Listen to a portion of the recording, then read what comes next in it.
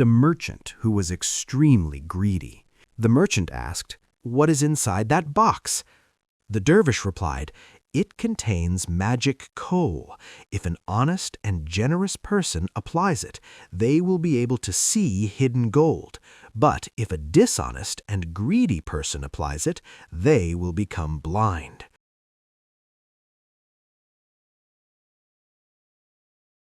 Long ago, there lived a merchant who was extremely greedy. One day, he set out on a trading journey, carrying goods loaded on 50 camels. While traveling, he stopped for a short rest along the way. Just then, a dervish, a holy and simple man, passed by. Seeing the merchant resting, the dervish sat beside him, and soon they began talking.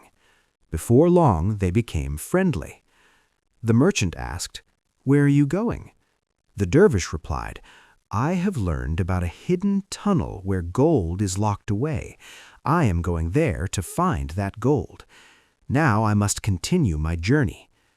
The merchant quickly said, "Wait, I will go with you." The dervish agreed. The merchant then said, "If we find gold in that tunnel, we will divide it equally between us." The dervish calmly replied, "Very well."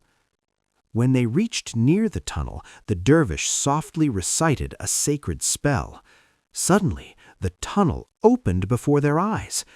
The merchant was left speechless with amazement. Inside the tunnel was a huge amount of gold. They divided the gold into 2 equal shares and then went their separate ways. But after walking some distance, the merchant's greed returned. He thought, "Why should the dervish keep his share? I should take that too." With this thought, he ran back to the dervish and said, "You are a holy man. You can always find gold again. Why don't you give me your share as well?" Using sweet words and deception, the merchant tricked the dervish and took all the gold for himself. After some time, the merchant noticed a small box in the dervish's hand. Curious and greedy once more, he ran back and asked, "What is inside that box?" The dervish replied, "It contains magic coal. If an honest and generous person applies it, they will be able to see hidden gold. But if a dishonest and greedy person applies it, they will become blind." The merchant immediately said, "Apply it to my eyes. I am a very honest and reasonable man." The dervish tried to warn him, but the merchant insisted. He believed the dervish was making excuses. At last, the dervish applied the coal to the merchant's eyes. When the merchant opened his eyes, he could see nothing. He shouted angrily, "You have made me blind, so you can take all the gold." The dervish calmly replied, "I warned you already. I knew you had stolen my share with bad intentions, and this greed would harm you."